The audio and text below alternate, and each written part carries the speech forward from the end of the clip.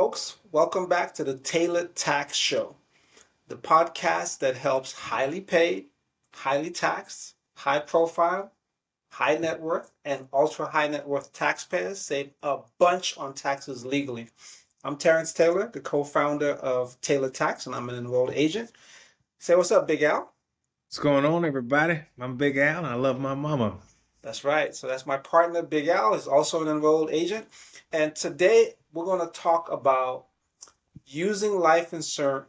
Yeah, can I speak? Using life insurance to strategically protect your wealth. And this is a topic that Big Al is very passionate about. So the way we're going to run this particular podcast is he's going to share a bunch of useful things with you, and I'm just going to chime in from time to time. All right, Big Al, over to you. Hey, what's going on, man? Well, thank you, Terrence. So here's the thing: yeah, I'm really passionate about using life insurance to protect your wealth. And how I'm going to frame this is that there's three main areas people hold their wealth in. They hold their wealth in their business or business partnerships, in real estate, and then of course in the markets. All right. So now, what protections that can life insurance provide for all three of those categories? But then to take it even further, um, some other things that could kind of steal away the thunder from your wealth are creditors or people that try to do lawsuits or sue you. Crazy children, we Yes. all think we all believe our children are gonna grow up and be just like the most phenomenal. They're so cute when they're Yeah, growing up, yeah. right? They're gonna be perfect versions of us, but Right, in the right, future, But nope, right. nope. We're imperfect and they're gonna be imperfect. That's true. So true. So so there's protections for all of this though. Yeah. And what some of those protections are using life insurance. Life insurance is just one, but discussing life insurance right now is Hmm. start off with businesses and business partnerships. Yeah. Terrence and I have. Good. We Yeah. started Taylor Tax Yeah. LLC together. Yeah. However, if anything were to happen to either one of us, one of the best protections you can have is having key man insurance That's or right. key person insurance. That's We're right. but it's just both men in this company, so we can still say key man Just the insurance. key man. That's right. Using this example.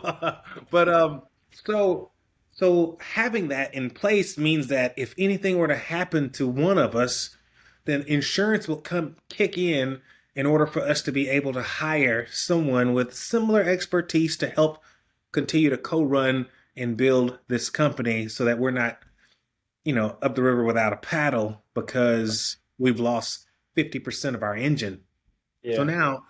now, with real estate, how in the world can you use life insurance as a protection to protect wealth used in real estate?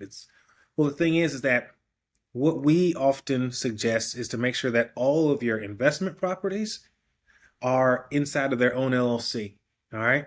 And with them inside of their own LLC, then it's going to be protected by the income that the real estate is getting. So then the management is going to make sure that it shows that the LLC is still in a position to cover the mortgage. However, in real life, let's just say me and my wife bought a huge home and Which they one did, by the way, folks. It's a real example. and so now if anything were to happen to one of us, but let's just say we use both of our incomes to qualify that for the house, if anything happens to one of us, then it creates an additional burden on the other just to make sure that the payments are taken care of. And a lot of times we have a lot of wealth inside the equity in our home, especially if we've owned it for over 5 to 10 years. And Big Al, if I may just chip in Yeah. here, in fact, most Americans, the largest Right. asset that most Americans own is their home. The Correct. largest part of their net worth comes from their primary residence. That is So correct. this is really important stuff. Keep going. 100%. So you need to make sure that you have enough life insurance to at least cover the entire mortgage. I don't care Hmm. if it's $1 million or $2 million or 3 million. $250,000 Hmm. mortgage. Make sure that you have enough life insurance so that your spouse can at least cover that full payment and not have to worry about anything other than the taxes and insurance from there on out to take care of themselves and your children if you all have any. So And Big So Al, that's if I may please do. chime in here as well, because in present day America, we do have many people who own homes as a traditional family, like you and I, right, with our spouses, I and see where we you're also going. have, yeah, we have people own their homes or their primary residence in the more modern type definition of family. So whoever it is that you want to make sure benefits from that asset should something happen to you, if you're the one who's paying for the mortgage, you should make sure that you have insurance that that person is the beneficiary for. So whether that's a sibling, whether that's a friend, whether that's a partner who is not not classified as a spouse legally, you just want to make sure that whoever that person is or whoever those people are, that there's life insurance with them as beneficiaries so they can pay for the mortgage if something happened to you if you're the one who's paying. Please keep going. 100%. Yeah, well, no, and I was also thinking about, I've seen a lot, especially here in the Bay, where it's pretty expensive to live. It's not just one family living in the house. It Mm-hmm. might be multiple families Mm-hmm. living in the house. So now it's going to affect quite a few people and could Yeah. potentially displace quite a few people if it's not protected properly. Can I jump in again? One of Yeah, the things that I've started doing, as you know, Big Al, is looking at how to help communities of immigrants, because I'm an immigrant to the US, right? And it's fascinating to note that many of our communities, when we're immigrants, we come from more communal cultures from outside the US. Initially, I've been in the US since I was 10. I'm 53 now, so I've been in the US for a long time, but my community is still one that's very much communal culture. So, one of the things we've started looking at is how to help people to think about finances from their cultural point of view. So if you come from that communal culture, to your point, where it's more than one family living in a home, the beautiful thing about life insurance is you could list anyone as a beneficiary as long as they have an correct, insurable interest correct. in the thing that you're trying to protect. So when it comes to a home, if you're living in that home, even if you're not necessarily paying towards the mortgage, you can still be a beneficiary because you do have an insurable interest should something happen to the person who's paying. So whether it's more than one family or whether it's people from the community who are all chipping in together and staying together and trying to buy this particular home and pay for it through the mortgage, this is something that can be done. Please keep going. 100%. No, I appreciate it. And so now let's look into the stock market. All right. Um, with the stock market, of course, trading and going, a lot of that could be pretty volatile.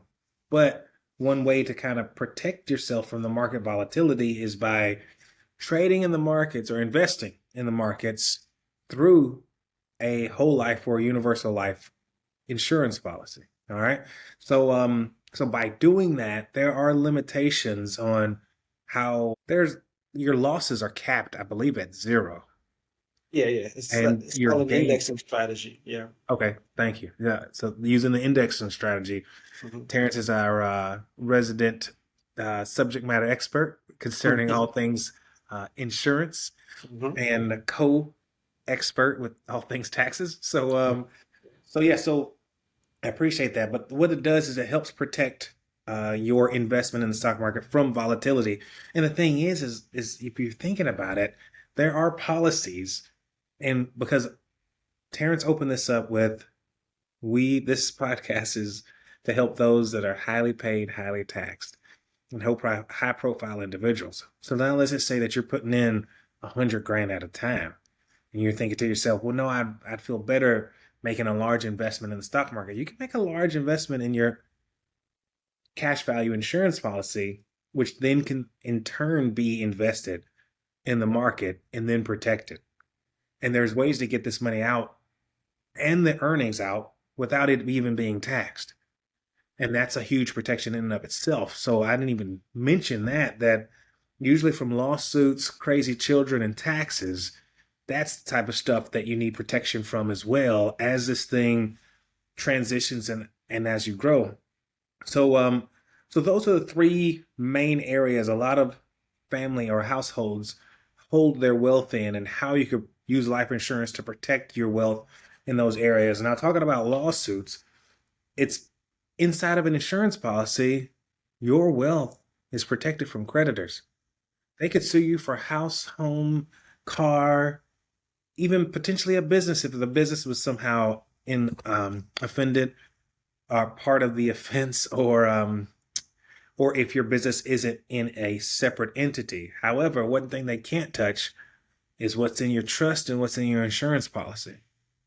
So by having a large portion of your wealth inside of an insurance policy, it helps protect it from creditors. The next thing are crazy kids. They have this thing, legacy protection.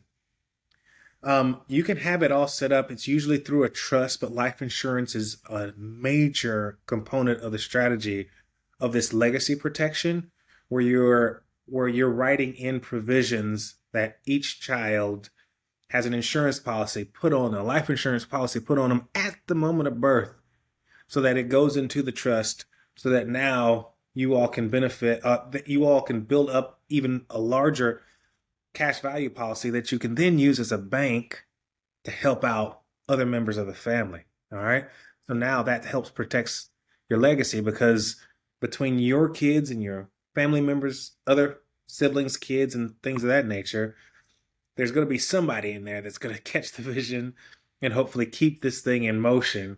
And by having everything in this one kitty, by using life insurance, you're able to pass this thing down further without it being taxed and without it going through probate, to make sure that everyone has the money needed to keep everything in motion, or to continue giving to the charities of your choosing and so forth.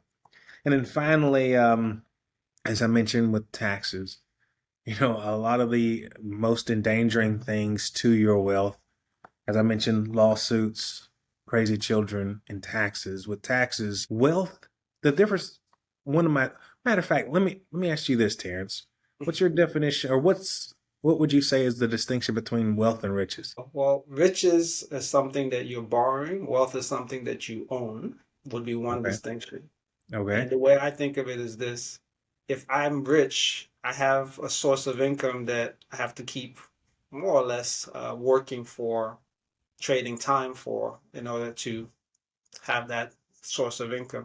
When I'm wealthy, I have assets or equity centers that are providing tax advantage income on an ongoing basis. And whether I whether I have time to do quote unquote work or not doesn't really matter. That's how I think about it, Big Al. Yeah. Hey, I like the ongoing basis part, because how I look at it is riches are right now, and wealth is perpetual. It's going to keep going, and it's Mhm. because of these assets. So now, when we're talking about taxes for this wealth to keep going, it means it's going to keep growing, and by having it inside of a cash value life insurance policy, it can grow tax free. And you can also access it tax free by taking uh, loan policy loans from it and other withdrawals. And then, of course, even if there's some sort of emergency and you have to surrender the entire policy, you have to look at the provisions and look at the details, but you can still cancel your life insurance policy and get a large portion of your money back. Not without its costs, of course, the early withdrawal penalties and things of that nature, just like a retirement policy. But there are protective clauses in there to make sure that you just don't put a lot in it, grow it a lot, and then just take it out and use it without consequence. But nonetheless, all of this can be protected. So that's pretty much all I got for this episode. Any final touches you want to put on there, Terrence? Yeah, Big Al. First of all, thank you so much. I appreciate you letting folks know how to protect the key components of their wealth. And then if we come to high net worth individuals or ultra high net worth individuals, then we also look at how life insurance can help to preserve and protect the estate that they pass on by providing for the estate taxes. And we've spoken about that in a previous podcast. And then the other thing to consider, folks, is you might want to put the life insurance inside an irrevocable life insurance trust, an ILIT, because that then provides further protection for the proceeds of the life insurance policy. And to Big Al's point, you want to make sure that you're, first of all, the life insurance policy is structured properly and you're able to get policy loans as the way you take out money. And if it's structured properly, you could also ensure that you can decide whether you want to pay back the policy loans or not to preserve the policy and make sure that it's enforced. And last but not least, as you look at withdrawals, you that is like the last resort. So only if something is really wrong would you want to use withdrawals, because then you're likely to lose all the tax benefits of the life insurance policy. And as you think about this more and more, folks, life insurance is such a powerful, powerful tool to help protect and preserve your wealth. So that's what we have time for, folks. If you want to get in touch with us, drop us a line on either Terrence at taylortax.ai, TERRENCE at TAYLORED tax.ai, or Big Al, BIGAL, at taylortax.ai. If you have some questions and you're more of a do-it-yourself type of person, check out Tax Strategies GPT for some of the tax parts of what we talked about. And if you want the specific insurance part, also check out the Tailored Insurance Guide. Both of these are available on OpenAI GPT Store. And folks, we'll see you soon. Cheers. Indeed. Cheers. Oh, by the way, if you haven't voted, get out and vote. But by the time you see this, you should have voted. So we should know who Yeah, the president all is. day. All day. All right. Peace. Cheers.